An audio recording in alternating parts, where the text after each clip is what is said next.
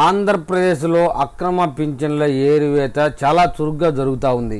ఇప్పటికే ఇంటింటికి తిరిగి దొంగ సర్టిఫికెట్లు పెట్టి 100% అంగవైకల్యం అంటూ నెలకు 15,000 రూపాయలు డబ్బులు పొందుతున్న వారి ఏరివేతలో దారుణమైన విషయాలు వెలుగు చూస్తా ఉన్నాయి. కనీసం 40% అంగవైకల్యం లేని వారు కూడా 100% అంగవైకల్యం అని చూపించడంతో 15,000 రూపాయలు పొందుతున్న వారి సంఖ్య 3,000కు పైచిలుకుగా కనబడతా ఉంది. ఇలా వైసీపీ అధికారంలోకి వచ్చిన తర్వాత వైసీపీ కార్యకర్తలని ఏరకొచ్చి ఒకడైతే నాకు వినిపించడం లేదని, ఇంకొకడైతే నాకు మాటలు రావని, ఈ విధంగా డాక్టర్లను కూడా పెద్ద ఎంబీబీఎస్ ఎంఈడీ చేసే వాళ్ళని కూడా బురిడి కొట్టించి దొంగ సర్టిఫికెట్లు తయారు చేసుకొచ్చి అవన్నీ 15,000 రూపాయల పింఛన్ ఖాతాలో వేశారు. ఇప్పుడు ఆ పెన్షన్లు ఏరివేత కార్యక్రమానికి అధికారులు వెళ్తే గనక ఆ పింఛన్దారుడు ఇంట్లో లేడు, బయట లేడు, ఎక్కడ దొరకడం లే. దీని విషయమై మన బొత్స గారు మండలంలో మాట్లాడుతూ లక్షల పింఛన్లు ఎత్తేచ్చా రద్దెచ్చా అంటూ మాట్లాడడం కూడా జరిగింది. మేము 65 లక్షల పెన్షన్లు ఇచ్చాము,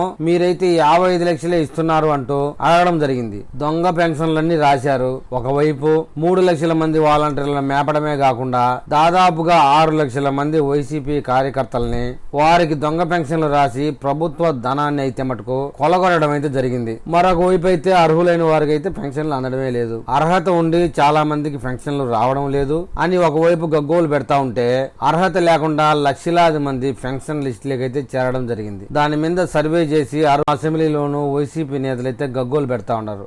వైసీపీ కార్యకర్తలైన మా వాళ్ళకి దొంగ సర్టిఫికెట్లు పెట్టారు, మంచివే పెట్టారు, పింఛన్ అయితే పొందుతా ఉన్నారు, వాళ్ళకి ఇప్పుడు పింఛన్ ఇవ్వకపోతే ఎలా అనే విషయంలో గగ్గోలు పెడతా ఉన్నారు. రాబోయే రోజుల్లో 3 లక్షల పైసలకు పెన్షన్లు లేచిపోబోతా ఉన్నాయన్నట్టుగా సమాచారం అయితే ఉంది. ఎవరైతే అనర్హులు ఉన్నారో వారందరినీ తీసేసి అర్హులైన వారికి కేటాయించేదానికి వేగవంతంగా జరుగుతా ఉందండి. దీని మీద పార్టీలకు సంబంధం లేకుండా ఏపీ ప్రజలు నిజమా కాదా, ఏ ఏరియాలో ఇది జరుగుతుంది, ఏ ఏరియాలో జరగడం లేదనే విషయమై మీరు కామెంట్ పెడితే బాగుంటుందని నా అభిప్రాయం.